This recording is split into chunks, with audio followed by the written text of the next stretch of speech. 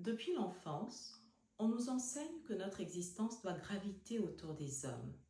Nous apprenons à tenir une maison, à être discrète et pudique pour mériter l'honneur d'être choisie, comme si notre valeur dépendait d'eux, comme si notre existence sur Terre n'avait pour seul objectif que de faciliter leur vie.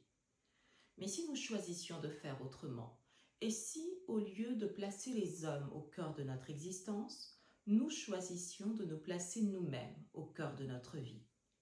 Je m'appelle Mrs. D. Je vous apprends à gouverner votre vie avec audace et grâce. Prenez place.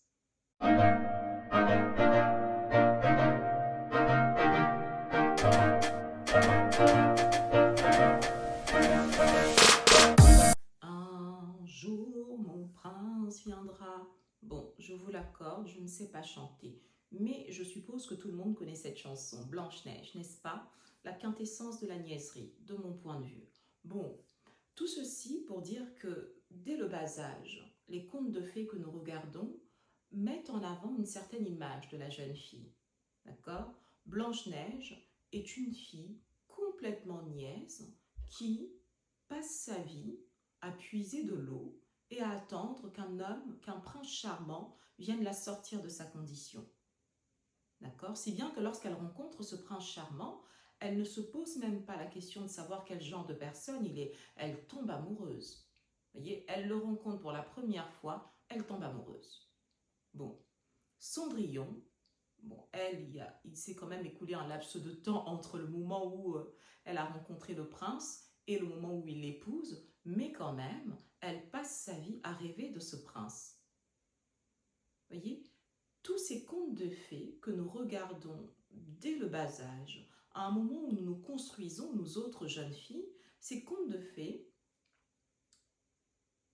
prônent, de mon point de vue, une vision pernicieuse de la jeune fille.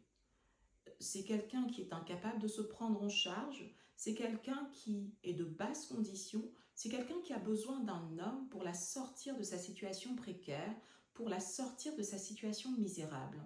Et je trouve que dès le départ, dans la vie d'une jeune femme, on lui met dans la tête qu'elle ne peut rien accomplir toute seule, qu'elle a besoin d'un homme pour sortir de sa condition misérable. Et cette vision de la vie de la jeune femme, cette vision de ce que la jeune femme est capable d'accomplir, va la suivre durant toute sa vie. Aujourd'hui encore, les jeunes filles que je vois sur les réseaux sociaux attendent un prince charmant. Et c'est ça que je trouve triste.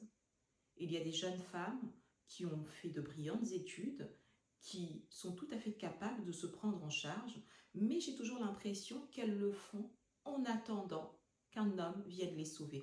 Elles le font en attendant de trouver un homme qui pourvoira à leurs besoins et qui va leur permettre d'arrêter de travailler.